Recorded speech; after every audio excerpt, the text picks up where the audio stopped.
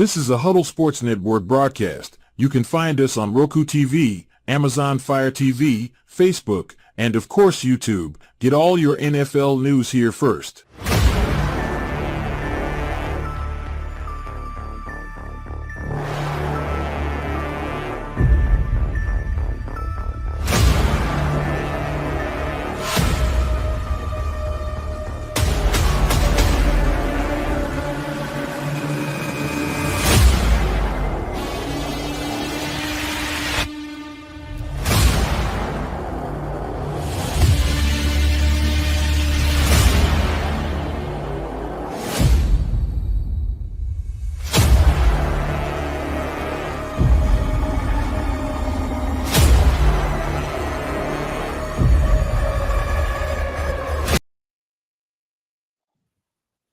Hey, good evening, Bears fans. Welcome to another edition of Halas All Report. What up, Chris?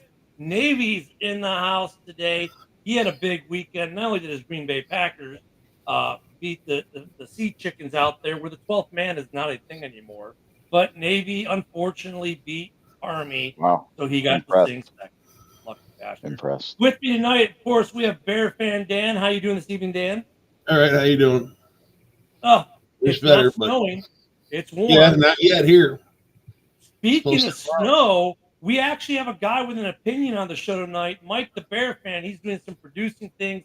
He'll be on in a minute. Of course, with me, as he always is, another guy with no opinion on anything, because Woody and I have no opinion at all, do we? No, go Devils. Yeah, none. Go Hawks. Wait, they just fired their coach, too. Yeah, and Devils just smacked them on Saturday. But go ahead. I heard there were 3 coaches in Chicago fired this year so far. It's in the air in Chicago, man. They need to fire that mayor and that governor, too, and maybe we'll get a stadium on the lakefront. But, you know. Here we go. So, Jesus Christ. Monday Night Football. Yeah. Right. Next topic.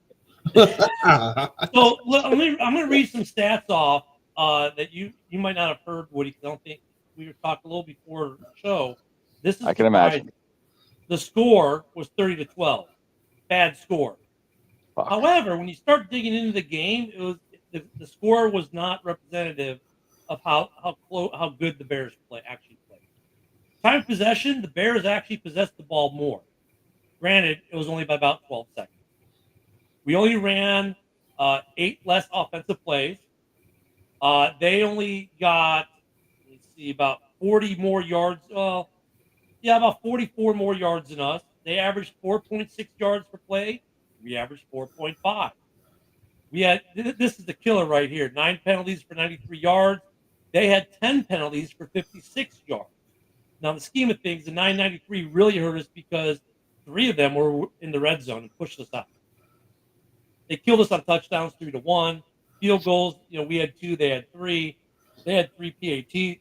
We had none, and we had 2 missed. You missed a stat. You missed a stat, Ken. There's one play that the Vikings reported all the time. Bears didn't. Well, that was one of the penalties.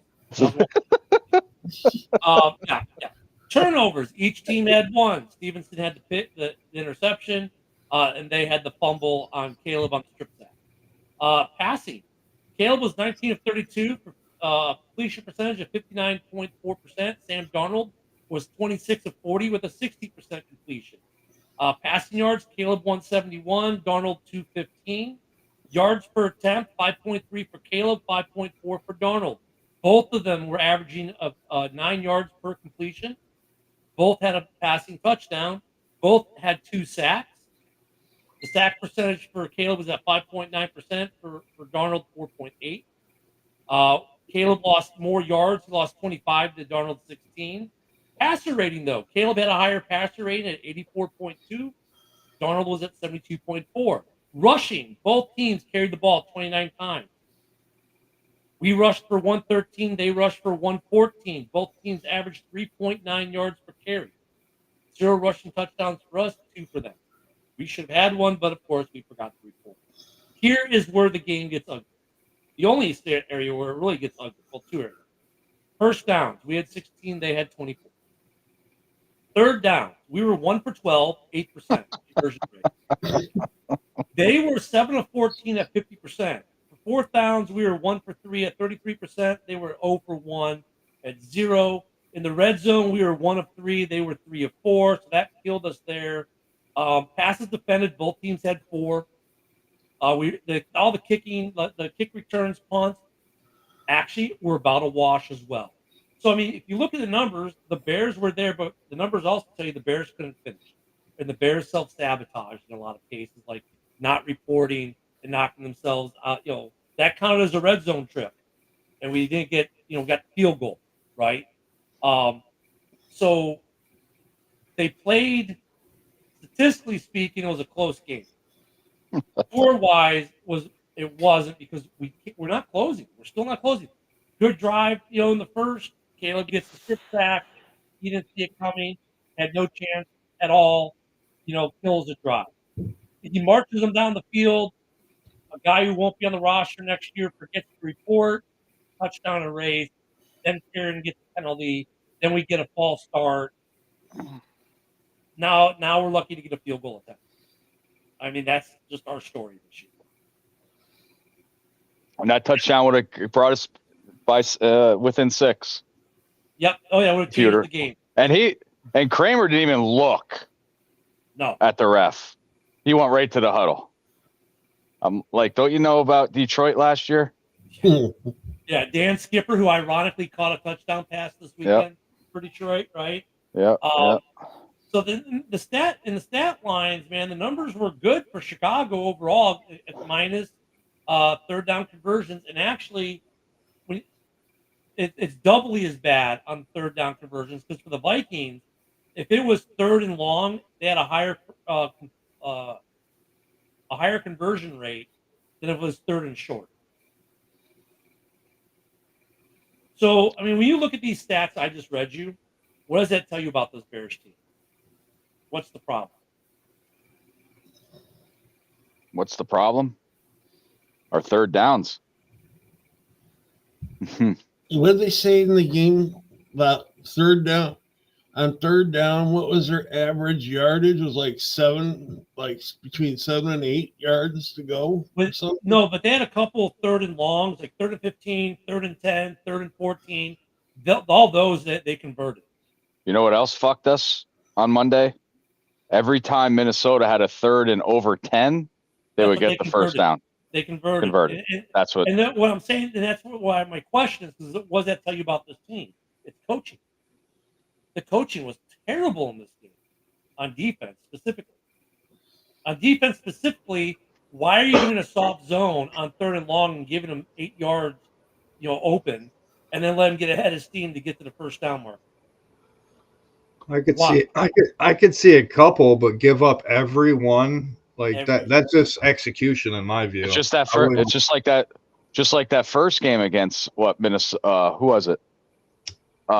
When they brought in Nick Mullins, there was a 3rd and 13 or 3rd and 12. They converted. They've been going to this kind of soft zone on 3rd and longs, and every time they do it, they get burned. I mean, hello, can we stop doing that, please? And then conversely, offensively bad coaching. Why are you going 4th and 1 and going to run DeAndre Swift into 12 bodies? Oh my God. You know what I mean? I mean, when you watch the play too, you could see it. Everyone was right here in the middle. If he would just look, and he could have tried to cut to the right, he probably would have gotten the first down if he went to the outside. But no, he ran right in the back of his own offensive line and didn't get it. Why does I get it. That is not the kind of runner DeAndre Swift is. That's more of a Rojo thing, and Rojo was out. But I mean, dude, you should, you look. I like DeAndre Swift. He's a good runner overall. He ran good for the most part of the game. He had that one drive, the non-report drive, was all him running the ball. 10 yards, 12-yard clips, right? And then why are you going to run right into the fucking line? Dude, bounce outside, man. When you see just bounce it outside or let Caleb do it. Right? Play action that shit. Let him think that he's going to run in the middle, and then Caleb can just walk around and get 20, 30, 40 yards out of it. Well, the stats were close, but what I seen Caleb Williams miss wide open receivers numerous times. I don't know if Yep. it's like he's not looking through his progressions or what, but I think some of it's timing. Some of the passes were timing. You put too much on it, maybe put a little too high. Sometimes, I mean, look at we don't. The problem that I have with when we make these arguments is that every time we look at the picture that someone posts on Facebook or on X, it's an angle that's up from the press box level where it shows, hey, Roma Dunze is clearly open in the middle. Cool. What was he seeing from the field level? Like, what was the look from the field level? Like, could he even see that Rome was there? Or was there a couple replays on the field that he definitely missed for sure. But it's not too on getting sacked 58 times. I mean, I don't know if you've seen that one play when he scrambled. It looked like it was like you ever play Madden and just button push. Yeah. I mean, he did a spin, he did a jump. Like, what are you doing? Hey, he almost completed that pass. That pass almost got completed though. And it's not like they haven't been working on these plays in practice. But come on. I think part of his problem is, like, and Aikman was saying it, Aikman's a fucking tool, but Aikman, has a little knowledge at least. Well, my 12-car garage. Yeah, I mean, he's right though on the timing thing. The timing's going to get there with Caleb as the game slows down for him. The one sack, he had no chance. The other sack, the one that he got away, like that you're talking about, Mike, that was almost a complete pass to Keenan. I mean, he's done a couple of those, Madden 25 plays this year that's worked out. I mean, well, that play that Caleb fumbled, dude, he had no fucking time. No time. No time. That's not on him. You know what was ironic about that, Woody? Is that was like 2 seconds after Aikman said, well, I think a sack's the quarterback stat. That fucking prick. Quarterback stat. And how that's on the quarterback, and then that sack happened, and everyone who was watching Monday Football is like, really, Troy? Yeah, no, really, like he knew. Yeah, it was in the script. It's like all Cowboys quarterback knows what's going on. Like Tony Romo, when he commentates, he'll call fucking plays and they'll be spot on. This is what I would do. Bam, it's play. So must be the Cowboys commentators. Maybe we What's should. that? Maybe we should hire Romo, and I don't want to go there. Should have hired Michael Vick, but he got hired already. Hey, how about this? We can make Romo the head coach, Cutler the OC, and Dan Hampton the DC. There we go. Wow. And Glennon the quarterback coach. And who? Glennon. Oh, McGlennon. Yeah, there we go. No. We want Kyle Orton. Let's bring the neckbeard back. Oh, I thought you were going to say Rex Grossman, but okay. Rexy, baby. But yeah, I mean, he does miss some passes, Mike. So I agree with you. He does miss some. But sometimes I wonder if it's something that where he's just like sometimes some of the passes fans complain about, like, okay, it was 25 yards downfield, across the field. He was on the left side. The guy was open on the right side. By the time the ball gets there, it's picked off. I can understand why he doesn't do those. But when you're in the middle of the pocket and there's a guy in the middle of the field, like that third down play, I know exactly which play you're talking about, Mike. I'm like, why did he make that throw? Yeah. But that's what I said too. I don't know if that's a communication issue. If maybe he didn't throw it because he didn't know if Rome was just going to sit there or if he was going to move right or move left. I'm like, dude, at least zip it in there. He does. And here's the thing that's frustrating about that, Mike. Then you see him make some throws that are just absolute darts through 3 or 4 different defenders, right? And you're like, you can make the throws, dude. So why don't you just sling it? Right. Well, that's what I mean. That you have numerous receivers in one little area. You know what I mean? Well, that's what I mean, Ken. That's what I was talking about, practice, right? So when Roman Duze goes across the middle, they have that play singing, okay, you're going to go to the middle, you're going to sit right there. Yeah. Or they have a play for him going slanting across the middle.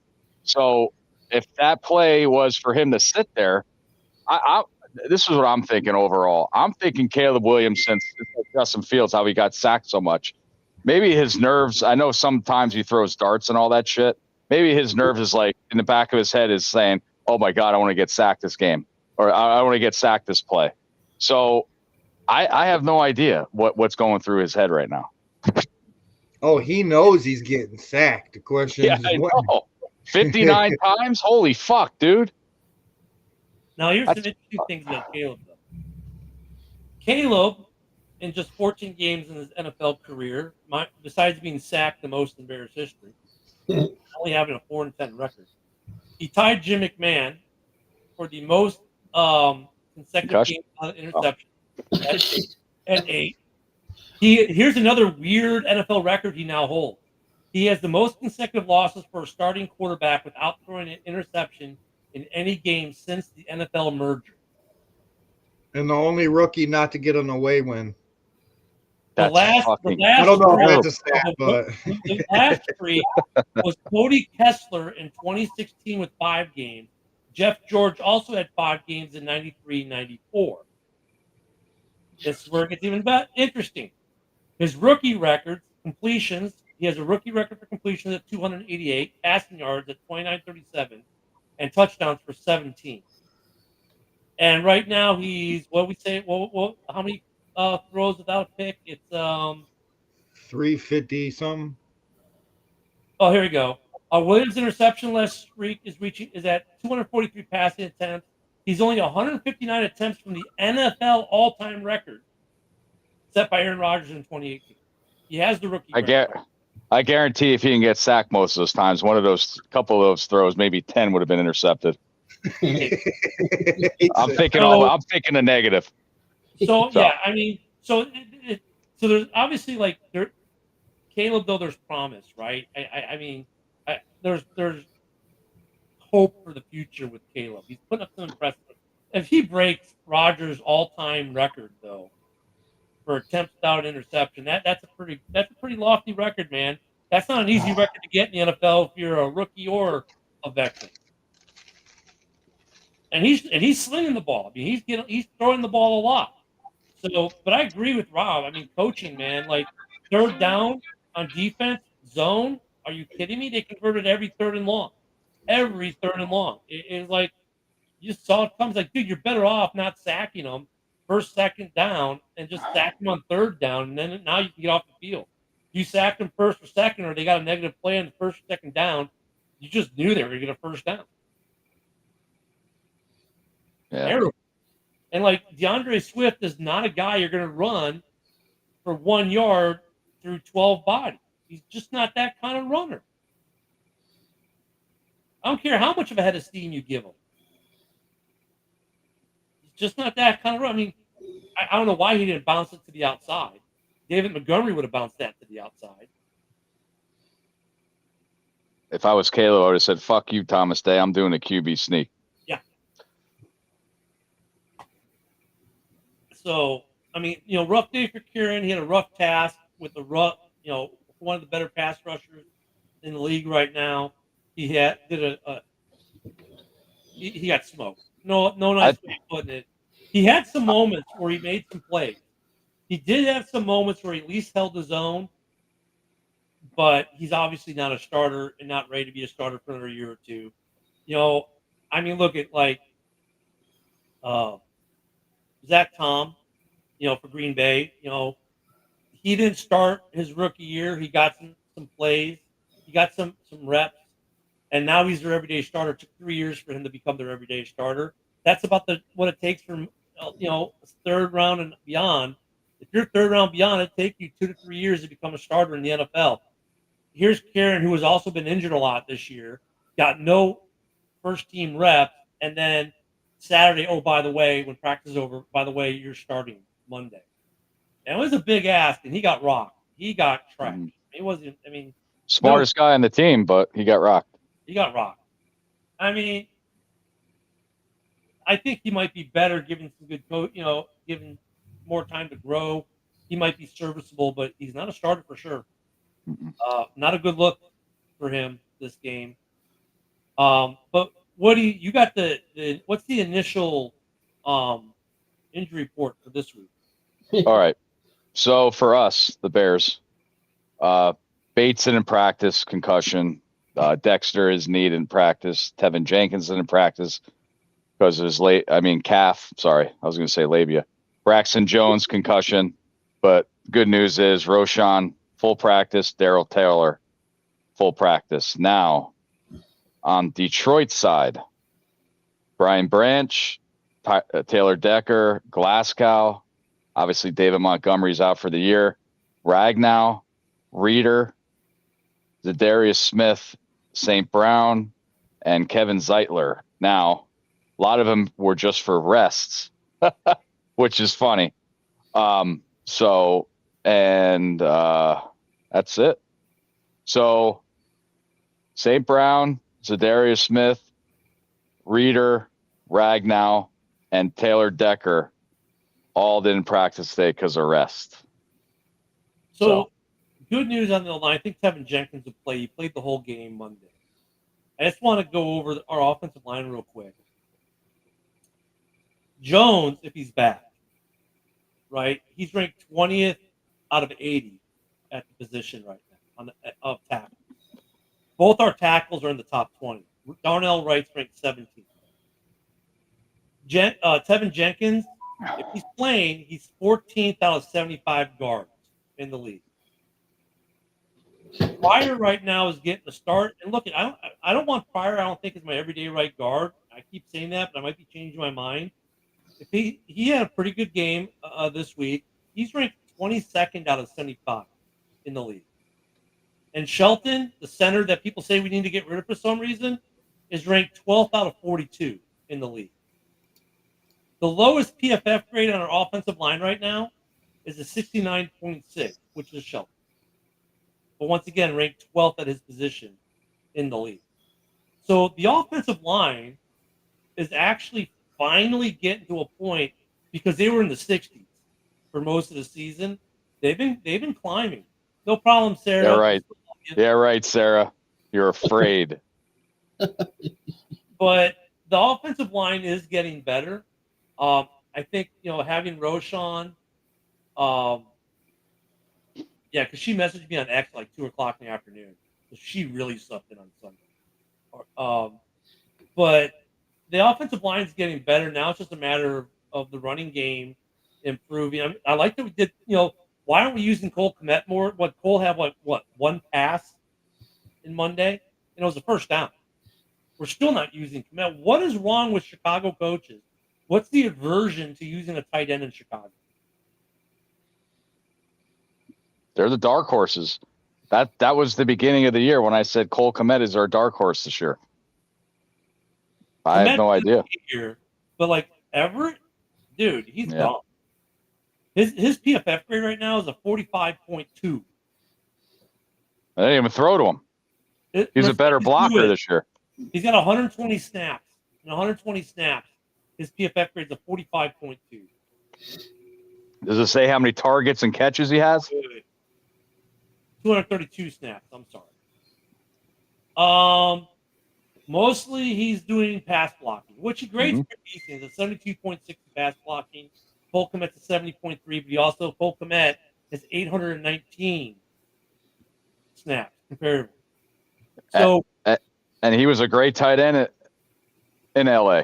Yeah, Mercedes Lewis has 190 snaps this year. He grades a 79.2 in pass block.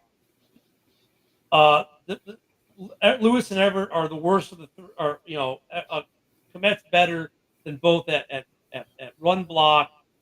Receiving, Kmet blows them both out the door. And he's got the better grade overall than all of them. I don't think Everett comes back. He's ranked 75th to 78. I don't think they're going to bring him back. But does it show that how many targets he had in catches this year? No, it doesn't. Not in PFF. It doesn't. We have to go elsewhere. But we're not using the tight ends at all. No. At all. Kmet got the only target, I think. I don't remember Sweeney even being targeted. I don't understand why in 4th and 1 we're not just go for it all in 4th and 1. Fucking do. Why are you running DeAndre Swift into a wall? Do a pass play. Do a QB sneak. Do something. Coaching. And this is why I don't think Brown is going to be, he's not going to be that coach. What's up, Phil? Yeah, we're living the bear life over here. Let me tell you. Yeah, we bring the definition of bear down to its effect. So I mean, the coaching though has been once again some suspect plays. Caleb offensively, Caleb missed some stuff. The receivers dropped a couple. There were some drops. The running game, the running game overall wasn't bad. But just I questioned some of the coaching decisions, like the 4th and 1. Why are you running Swift in the up the middle? Flea flicker with Swift. Yeah, that'd be fun. Like, why don't we see that? Right? Do some creative shit, because everyone knows what we're doing. I mean, Sarah, you missed it though. You missed early in the show the numbers for the game. If you look at the numbers, it was actually the game was a lot closer statistically than what the score provided. Just the Bears can't close. The Vikings did. The Bears can't get off the field on 3rd and long. The Vikings could. Just like we don't close when it counts. It's just our coaching just puts us in bad. We don't call the right play. We don't call the right defense. I mean, Addison was the guy who killed us more than anyone, right? Jefferson didn't have a big game. He had a touchdown. He got the touchdown. Yeah, he had the one touchdown. That was it. Hello, gentlemen. Hey, Jeremy. What's up, JB? How are you? Good. I figured it's 4 weeks. I didn't think you'd mind if I popped in. You really think it's a fucking? Is it a fucking war week, Jeremy? Please, all right, seriously. Yeah, we were gonna do that on Sunday, but okay. We can do it today too. Stay here. Don't go nowhere. What's the over and under on Jamar Gibbs this week? Is it going to be over 20 plus carries for him or what? I think it's still going to be 15 to 20 because we're also bringing in Sion Vaki and Craig Reynolds as the running backs to back him up. We're going to be doing him more in the split, doing them more in the split where Monty was carrying. Oh, I thought they were bringing in Hendon Hooker. No. So some interesting. We'll go to some of the tail of the tape, as they say in boxing, for this upcoming game. The power ranking for the Lions are 4th overall in the league. The Bears are 25th. Defense is 9 versus 14. We went back 2 spots. We were 12 before Monday. Offense 7th versus 25. Average offensive snaps are actually pretty close. The Lions average 68.6, and the Bears 69.3. They run the ball 45.6% of the time. We run at 35.3. Pass 54.4. We're at 64.7. Here's an interesting piece. If you go to the power ranking at quarterback between Jared Goff and Caleb Williams, both have a 3.5 power ranking and a power rating rank of 11. They're actually tied. The Big Time throw percentage, Goff is at 2.41%. Caleb's at 2.98. Turnover worthy play, 3.02% for Goff, 2.64% for Williams. Their ratings, passer rating and clean, Goff is 121.3, Caleb's at 92.3. So big advantage to Goff there. And dirty, under pressure, Goff is 79.4, Caleb is at 73.5. So the power. What got me when I first saw it was their power rating rank was equal and their power ratings were equal. I was like, really? Because Goff's PFF grade for the season is a 76.9, Caleb's a 65.2, but then again, Caleb's also got 65 sacks. Goff isn't even half of that. So JB, I got a question for JB then when you're done, Ken. Okay. The spread right now is 7.4 is the PFF minus 7.4. The market's minus 6.5 on the Lions there. So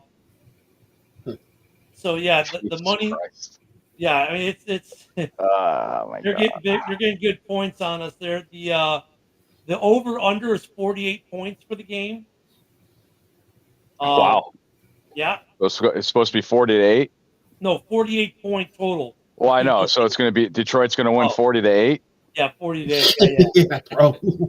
39-9. Come on now. Oh, okay, come on, Trey. Well, the spread is Chicago plus 6.5. So Yeah. they're really giving them a 9.5, a 2-score win, pretty much a 10-point game is what they're basically saying. Close to. We did add Anthony Pittman this week, who was on the roster for 2 years, so he already knows AG's team and is familiar with it. Ifeatu Melifonwu was activated, who's a cornerback/safety, and he's projected to possibly play. He was a full participant this week.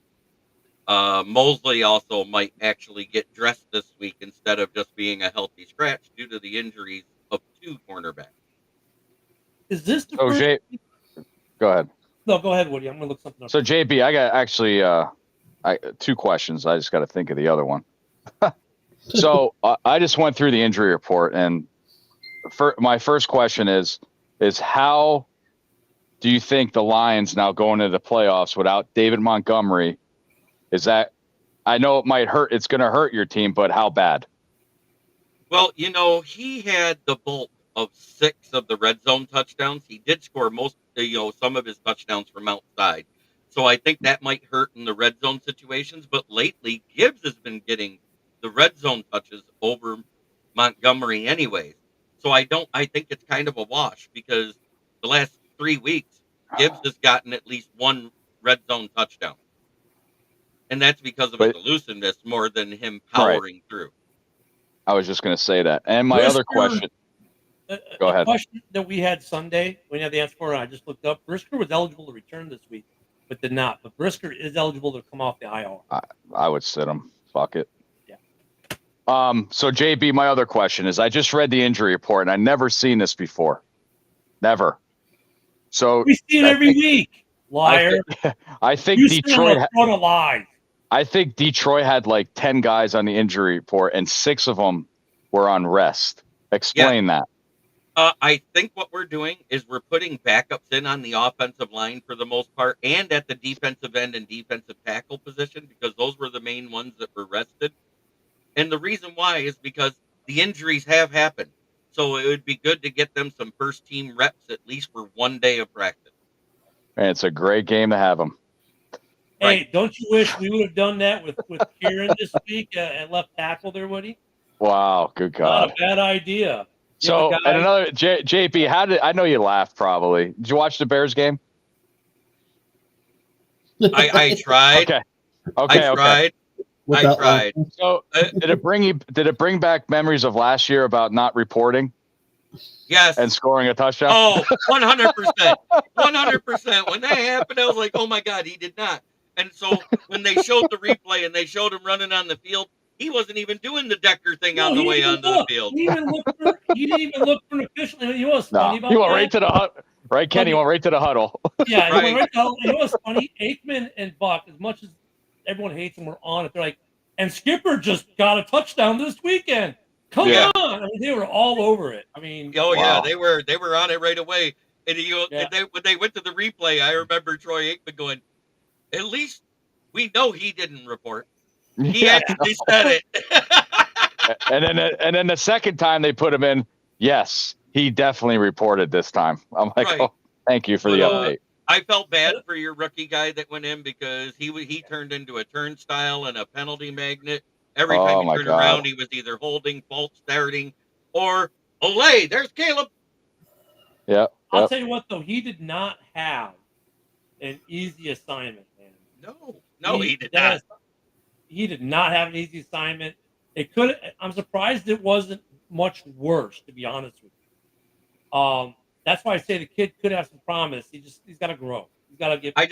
I just normally don't get a chance to come in here, and I wasn't doing anything, and I saw you guys were live. I was getting ready to send out, and I said, this is a good week for War Week, and it's not to come here and talk shit, but when I watched that game, and I'm gonna say, some of the players look like they still want to play, but it looks like a majority of them have checked out on the season for the Bears, and I'm not trying to be mean. I'm saying I'm seeing lowered shoulders, heads hanging down.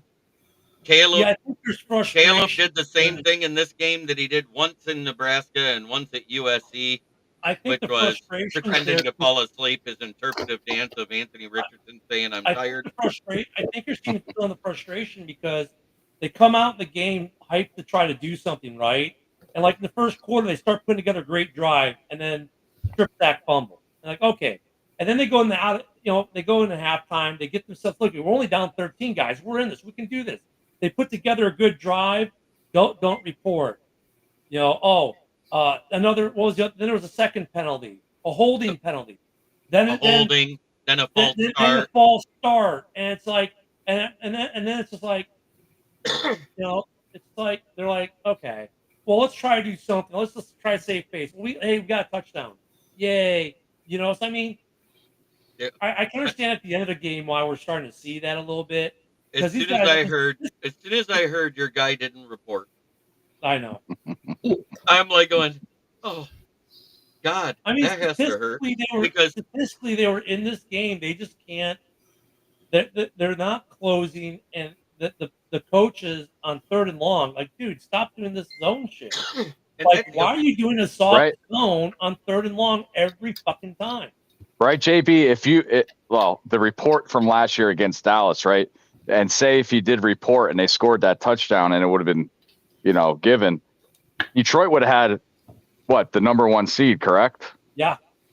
Hey, that would have gave us the number 1 seed because we already had the heads up play versus the other team that was close.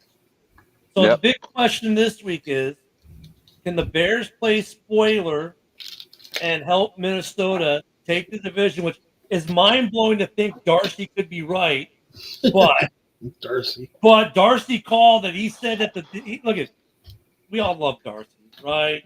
But Darcy said the Vikings will overtake the Lions in the division. In order for that to happen, one of the things that has to happen is they basically need to lose 2 games of the last 3. They got a head-to-head match, right? You guys still got one head-to-head against each other. And if that's fine, but then there's still a game ahead, right? Yeah, you guys are a game ahead. Are you a game ahead or are you top? We're tied. We're tied. You're tied, So but right now you're the tied. literally, we can go into week 18 tied, and they have to beat us to win the division.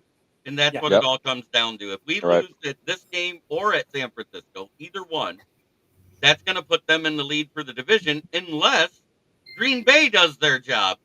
Right. I don't know if Seattle can, but Seattle has these games where they do really good one game, and then they do really bad. And then they bounce back and have another really good game. And that's why I'm not as scared as everybody else is. And Philly probably has the easiest road. Their last test is this week. Yeah, oh my God, it's a fucking joke. Yeah. They've had the weakest second place schedule of any team in the NFL. That's every year. And that's also because of their division being, complete ass other than them. But I'll say that's why I want Detroit to win out. Right. The Lions should not sleep, and I don't think they will sleep because Dan Campbell's not built that way. But they shouldn't sleep on the Bears because look at the Cleveland Browns, as bad as they are, in last place, took out Pittsburgh a few weeks ago, who were in first place. It's a division game. The Bears, as we're seeing, they're competitive in these games to a point. And if the Bears can stay competitive and keep in it, they'll keep them. You guys got to come out better in the first half to have a chance in any game. That's what it's all coming down to. This team is not built to come from behind and actually win. But JB, you're right, but at the same time you're wrong because look at the last game. We were dog shit in the first half and we made that a game. And look at even this on Monday Night Football. We were dog shit in the first half. Going into halftime, it was a 13-point game. We could climb back in that. If we scored a touchdown and reported, now it's a 4-point game. It's a different ball game altogether. So the Bears, as long as they keep it close in the first half, in other words, we don't let you go up 21-0, right? If we can make it a 2-score game, a 10-point, 13, 14-point game, then they can be in this game and do something. They've shown the ability to do that. That's kind of like their thing this year. I would like to see them do better in the first half. I think we all would. But this is not a game for the Lions to go to sleep. No, it isn't. And we haven't tried to at all. And I'm wondering because I'm talking about the defensive play calling of Detroit this last game. We stayed in the base defense for 90% of the game, which we haven't done the entire 8 weeks that Aiden Hutchinson's been out of the lineup prior to it. We blitzed only under 20%, which I understand Josh Allen is good against the blitz. But if any of those blitzes hit home, you get a stop. Am I right or wrong? Yeah. We only ran a spy on 5 plays, and one of them worked. And that was when Josh Pascal hit Josh Allen as he was throwing the ball on 3rd down. Well, here's the funny thing. I won't go grade for grade on this, but I'll put it to you this way. In the base, like for instance, O'Connor's a 42.3, but once you go into the nickel and he's out, your weak spot's Arnold at 49.7. But the rest of your guys, all their scores dramatically go up on PFF. Your worst defense is your base. So yeah, why are you guys getting away from what you're good at? I mean, I think it's funny. And I have a theory. AG didn't want to show what he does on defense to the Bills because everybody says this was the Super Bowl preview. Okay, so here's a question then, JB, and I look at it. I think there might be some merit to that argument. Could it be said that maybe the Bills did the same thing defensively as well, and this was just going to be like the quarterback? No, because if you look, they've given up 44 and 42 points in back-to-back games. That wasn't a preview. They're injured too in their secondary, but at the same time, Taylor Rapp and DeMar Hamlin play the same position. They both weren't starters. One was a starter while the other was hurt. There's the big difference in that. They still had the other starter on the field, and then they were missing Rasul Douglas. But the guy that replaced him did a good job. Is Glasgow still going to be your starter this week? He's on rest. He's dealing with a knee injury. Dude, he was not on rest today. Dude, here's the funny thing. Looking at the PFF for your offensive line. He's our worst offensive lineman. He's even worse than Coyote Awasika. Oh, I'm sorry. Ragnow was on rest. Yeah, Ragnow's on rest. Ragnow's ranked 3rd at his position. Right. Zettler is ranked 2nd. Sewell's ranked 4th. Now our left tackle is better than your left tackle because ours is ranked 20th and yours is 21st. And boo. But no, your left guard is 61 of 75 right now. I know that he's been the weak link, in which also makes Frank Ragnow look worse and Taylor Decker look worse. Yeah, because your tackle is only as good as your guard, and when you're blocking the A gap, and that's the A gap between the left guard and the center, your center's only as good as the left guard. So if that's your weak link, I'm wondering if we shouldn't start Coyote Awasika because we had. When Graham Glasgow was at center, because Frank Ragnow was down the one game, he actually did better at guard than Glasgow. Well, JP, I got another question. Like game 1, Thanksgiving, going into the second half, and I know you guys had over 75 yards in the first quarter. Why did you guys go away from the run since you knew it was working? I don't know. Don't ask me. Okay. I'm asking the expert. The play calling. Ben Johnson, the third quarter has usually been his most inconsistent quarter in his tenure here. It's been either balls out or not at all. There is no in between. You know what, fellas? Though, it's interesting you bring that up, though, Woody, because the same thing happened with Minnesota. Like they got every team we played goes away from the run at some point, even though the Bears' run defense has been terrible this year. Everyone gets success with the run, and then they go away from it, and then we make it a close game. Well, Aaron Jones went off the second half a little bit against us as well. Yeah, but it was the end of the third quarter through fourth quarter. Yeah. The first part of that third quarter, they didn't use him at all. No. So the question is, though, like, how much of the workload is Gibbs going to pick up? Like, do you expect to see any drop off in the running game now for you guys? Because you don't want to overwork Gibbs. There might be some. That's why I said I only expect 15 to 20 touches for him total, just like he's been getting. We're going to split those carries that Monty usually have between Sione Vaki, who proved his strength and could be a power back with the way he plays special teams. Because we saw that versus the Texans when he actually tackled the blocker to tackle the punt returner at the same time. One in each arm, just dove in and took them both out. I haven't seen that out of a player in a long time. Have you guys? Mm-mm. And that's a testament to his strength. And did you see what his bench reps was at his pro day? Sione Vaki's? 32 for a running back / safety. That's stronger than half of the defensive linemen who tested out. Is he related to Mike Allstott? I know, exactly. Oh, Jesus Christ. I mean, he's 5'10" and he weighs like 220, but he did 32 bench reps at 225. You know, interesting fact, JB. I was just doing the same comparison for you guys with the Bears. The Bears are also much better in the nickel than they are in the base. Right, and that's because they're able to do more. They're able to disguise it and do a half zone, half man, and lull teams into doing something stupid. And we also got a majority of our turnovers while in that nickel package this season. So if Yetu Melifamu hit his 21-day active window, and that's huge because he had a hand injury after he came back from the leg injury, and they're saying all signs are pointing towards him to play, and he was a full participant at practice today. I tell you what, I am not a rush to bring Brisker back considering Byard's at 74. Absolutely not. Byard's been doing just fine. Hicks has got a 69.2.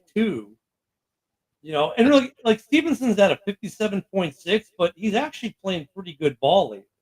Do we want to take a chance of Brisker getting another concussion? No, I would not sit him. We definitely need, with Dexter being out, that's a huge drop off in production at the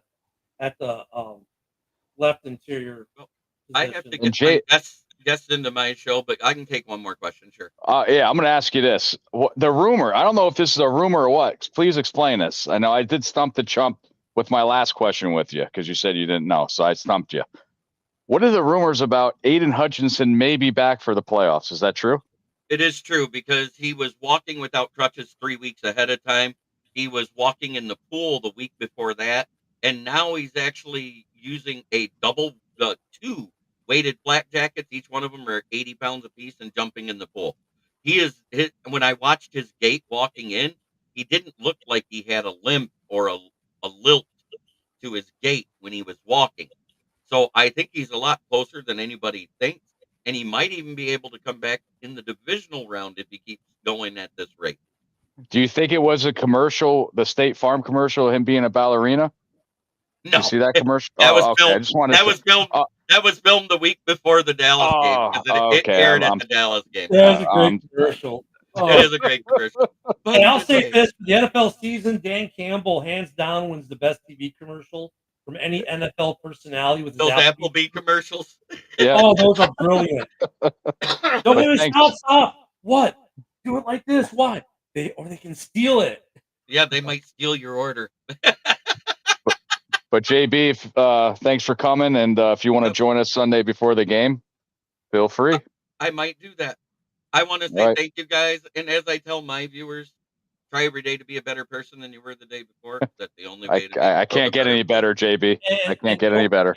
Don't forget, everyone, JB's roundtable on X, especially for the X watchers, is right after this show. It'll be in Bears Twitter and Lions Twitter. Yeah, I'll push it those two places. So make sure you're watching.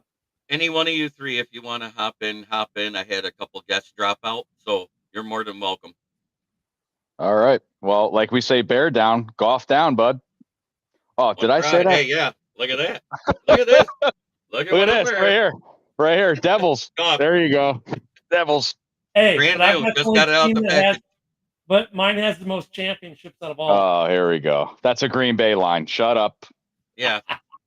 Jesus Christ. All right, have a good one, baby. You're not representing Titletown quiet. Bye, guys. See ya. So, yeah, that's a little bit of that. Now, real quick, I hate talking free agency, but we talked about the PFF grades and that. Some guys who I think right now who won't be back next year. I'll just go through the offensive line, and you tell me if you think they're coming back or not. Coleman Shelton. Yes. Doug Kramer. No. PFF grades of 28.5. I concur. Jake Curtin. No. Bill Murray. No. 82 point. He's only got 42 snaps, but his PFF grade's 82. I have to check his contract.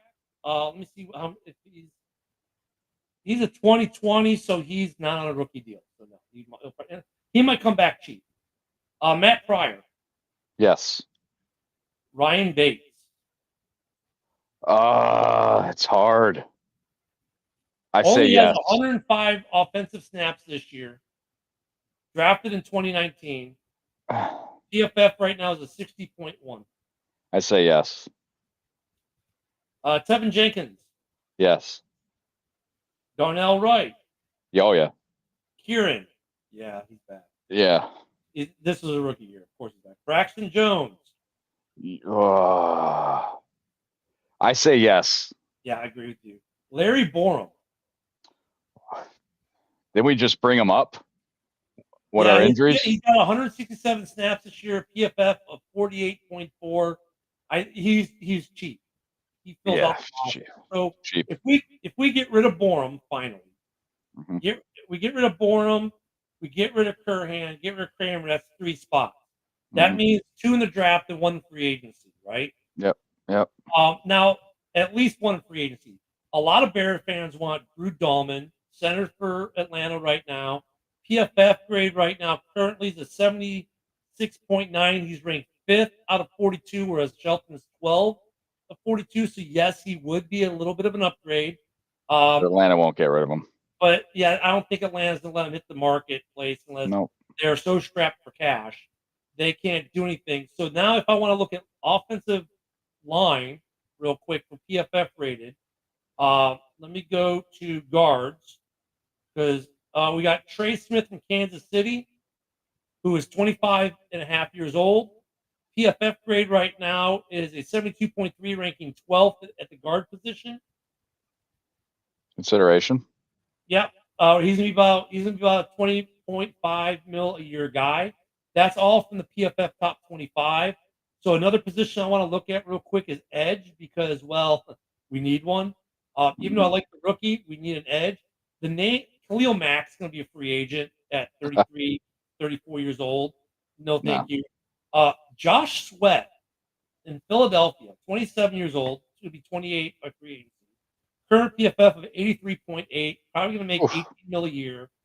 However, he's already got 7 sacks. He had 7 sacks through week 13. I don't think Philly gets rid of him unless TJ Edwards talks him, maybe recruits him. I have no idea. The other guys who are going to be free agents are Hassan Reddick, because this is a 1-year deal. Malcolm Kuntz from Las Vegas, 26 and a half. But he had a knee injury at the beginning of the season, so he hasn't played at all. So he's been out the whole year on a knee injury. That would be a huge risk at 2 years at 18.75, is what projected is. That would probably be a little bit of a risk. Those are from the PFF top 25. Do we want to take a risk on Riddick? Nope. Nope. And if I look at tackles, I got a 31-year-old Ronnie Staley from Baltimore. I got a 33-year-old Garrett Bowles from Denver. I got a 30-year-old Cam Robinson from Jacksonville, and that's it. No. So when I look at free agency right now, there's some other interesting guys from free agents who aren't on the PFF top 25. But I just want to bring that up because everyone's talking about, we got to get rid of Shelton. He's ranked 12. Oh, but this guy in Atlanta, yes, he is an upgrade. Not a huge upgrade, but he is an upgrade. But with the way this league is, with about half the teams in this league needing offensive linemen, do you really think Atlanta's going to let this guy hit free agency? No. Well, I want to see how he plays with Penix starting. And that's the thing too. If they cut Kirk, that's a huge amount of money they got sitting there. $8 million on the bench. They paid him $100 million for 2 years. So you're looking at a lot of dead cap on Atlanta. Yep. Now, so that could maybe be where we get this guy from Atlanta. But look, Poles has basically to draft. I think that the starters we got right now, actually, when I read the grades, they're not bad, but we do need improvement. He's got this draft and free agency to find basically 2 or 3 offensive linemen and at least 1 edge rusher or 2 via draft free agency. We've got 82.6 million, I think, right now on the cap, but only 23 or 30, no, 32 signed. We got some extensions we need to do, like Sanborn's contract's up. Keenan said he wants to, run it back and come back to Chicago. We got some, so we got some extensions, maybe some re-signs to do. But you figure we'll get another 20 or 30 million cap from the league. So figure the Bears are going to be somewhere around 102 to 112 million in cap with about 20 guys to sign, plus draft picks. So what we got, like nine draft picks this year. So really, you only got to sign about 12 or 13 guys in theory with about 100 million. I mean, and you got to get a head coach. But if you're a head coach, this is pretty, enticing place to come to with that. Looking at the possibilities that could, if you're a good head coach. And if we fix that off, if we fix that offensive line, man, I don't know what coach wouldn't want to. And I wanted to see. I saw this today, Ken. You'll be happy. You probably saw this too. But John Gruden was in Chicago today. Yeah, Gruden's been talking Chicago a lot. I hope if we got Chucky, dude. Chucky's not an offensive coach. He's not a defensive coach. He's a football coach. He's independent, yes. And you're going to tell me if we got Chucky as a head coach, he couldn't have his pick of the best OC and DC on the market. Everybody's saying Variable too, because you got to think he had a winning record every year when he was in Tennessee.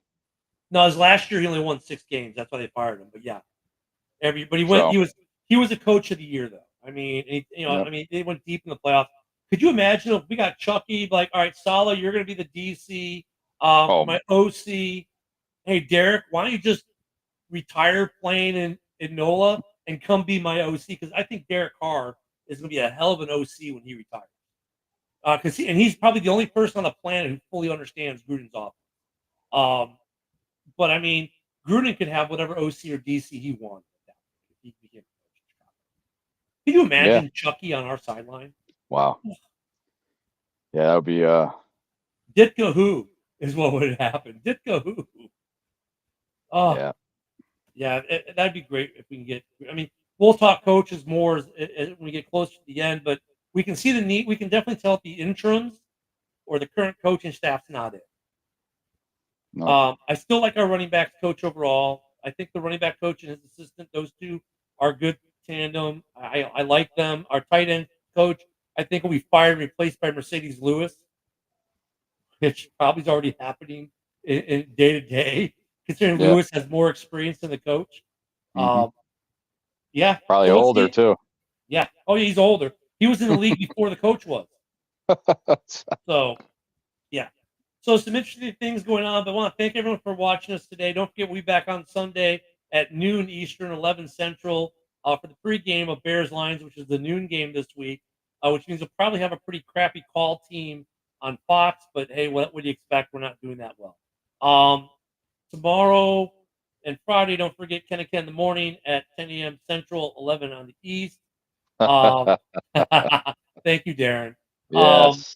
Don't forget also, we got open mic night on Saturday night at 7 Central, 8 Eastern, and we got the Red Zone Rant before us on Sunday at 10 a.m., 11 Eastern. Have I forgot? Oh, Frozen Thunder Network Friday night at, I believe, 7 or 8 p.m. Central. I always get their time. And Darren's show is on Sunday or Saturday night. Rob's show is on Saturday in the afternoon. When he's not busy talking smack. Dude, the game's over. Tell us what time your show is. Thank you for everyone on X who follows and watches. Please, if you're on X, make comments, man. They come through. Navy came through today. When we started the show, made comments. Like to hear what you guys are thinking. And X, dude, I'm telling you, Bears Twitter, Packers Twitter, they're brutal, man. Oh my God, they're brutal. Love to get some comments from you guys because they are brutal. They make Rob here look like a kindergartner. He is. He has a few. Rob has a few patches. That's it. Yeah.